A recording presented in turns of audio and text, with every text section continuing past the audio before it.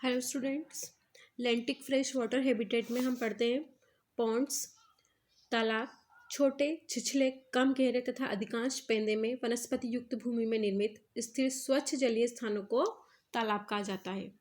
तालाब की प्रमुख विशेषताएं हैं, जैसे तालाब छोटे, उथले, स्थिर जल संग्रहण के स्थान होते हैं।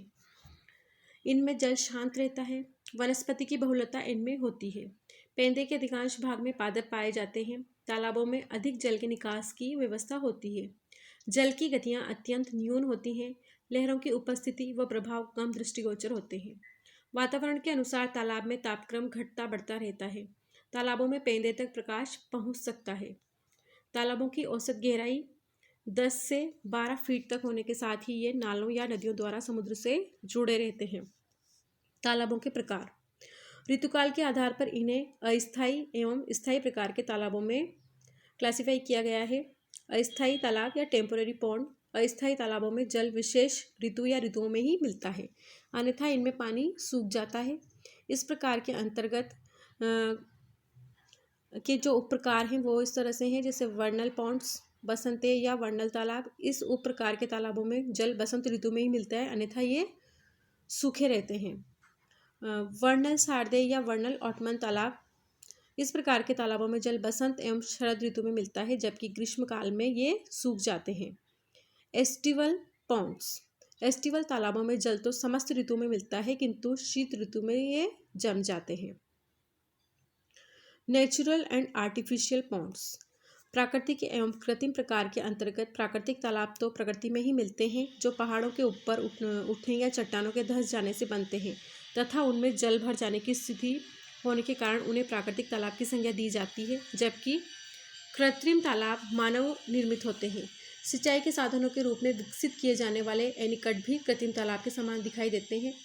वर्षा का जल इकट्ठा हो जाने से उक्त दोनों प्रकार के तालाबों की अपनी महत्ता है।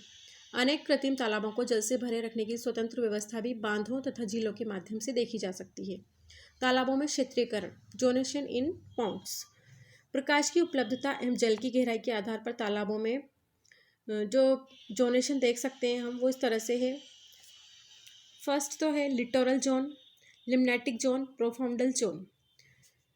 तो सबसे पहला तटीय क्षेत्र या लिटोरल जोन, तालाबों के उथले किनारे वाला क्षेत्र जहां प्रचुरता में प्रकाश की उपलब्धता रहती है तथा अपनी जड़ें जमाए पादप बहुलता में पाए जाते हैं, उसे तटीय माना जाता है या लिटोरल जोन माना जाता है।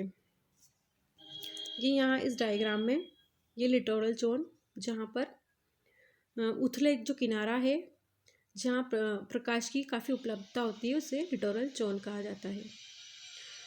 उसके बाद लिम्नेटिक जोन, खुले जल का वह संपूर्ण भाग जहाँ तक प्रकाश पहुँचता है, इस क्षेत्र की रचना करता है। यह क्षेत्र खुले जल में अत्यंत नीचे उस स्तर तक माना जाता है जहाँ प्रकाश संश्लेषण की दर जीवों की श्वसन दर के बराबर तक हो जाती है तथा एक विशेष प्रकाश क्षतिपूर्ति क्षेत्र लाइट कंपेंसेशन जोन का निर्माण हो जाता है। यहाँ पर ये लाइट कंपेंसेशन लेवल, अतः ऐसा माना जाता है कि लिम्नेटिक क्षेत्र की सीमाएं प्रकाश क्षतिपूर्ति क्षेत्र के ऊपर तक होती है। नेक्स्ट आता है प्रोफाउंडल जोन। ये लिम्नेटिक जोन के नीचे प्रोफाउंडल जोन, प्रकाश क्षतिपूर्ति क्षेत्र के नीचे अंधकार युक्त गहरा पेंदे तक फैला हुआ प्रोफाउंडल या गंभीर क्षेत्र होता है।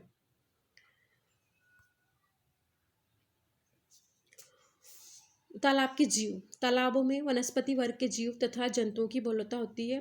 उपलब्ध एवं आवश्यक ऊर्जा का निर्बाध उपयोग करने व सामुदायिक जीवन जीने के लिए पाए जाने वाले समस्त जीवों को 3 प्रमुख प्रकार में यहाँ जाना जाता है।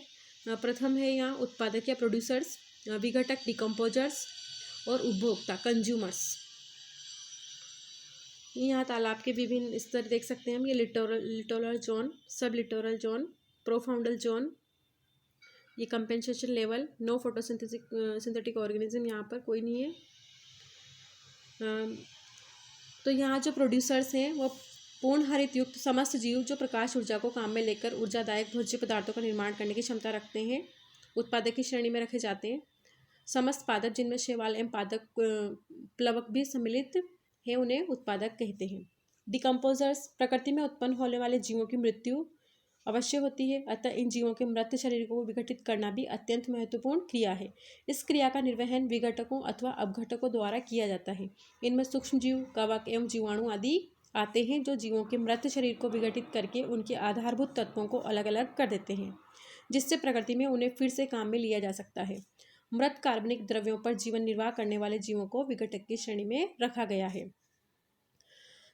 थर्ड प्रकार आता है उपभोक्ता या कंज्यूमर्स। उपभोक्ता के अंतर्गत उन जीवों को सम्मिलित किया जाता है जो उत्पादन का उपभोग करते हैं। अपनी ऊर्जा आवश्यकताओं की पूर्ति हेतु जो जीव उत्पादकों के उत्पादन पर निर्भर रहते हैं, इस श्रेणी के माने जाते हैं। सामान्यतः समस्त उपभोक्ता जीव उत्पादकों पर ही निर्भर रहते हैं, किंतु अनेक जीव जहाँ प्रत्यक्ष रूप से संबंधित होते हैं, वहीं कई जीव अप्रत्यक्ष या परोक्ष रूप से जुड़े हुए रहते हैं। उत्पादकों से निकट या दूर के संबंधों के आधार पर इन्हें भी उपवर्गों में बांटा गया है, जैसे प्राइमरी कंज्यूमर्स, सेकेंडरी कंज्यूमर्स और टर्सरी कंज्यूमर्स, उसके बाद टॉप कंज्यूमर्स। Thank you.